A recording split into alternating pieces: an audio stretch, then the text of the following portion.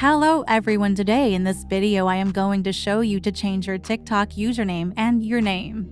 Before starting this video, please subscribe my channel. Open TikTok profile and tap on your edit profile.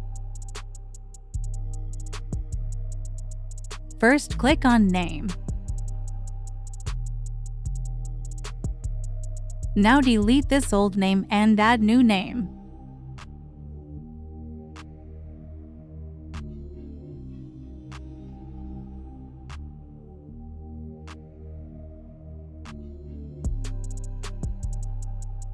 After, tap on top right save button. Now change the username in the same way. Add your new username after deleting your old username.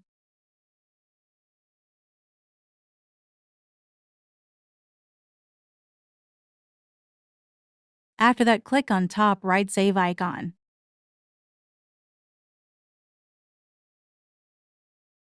Now here you can see our username and name have changed. Thanks for watching this video. Please subscribe my channel.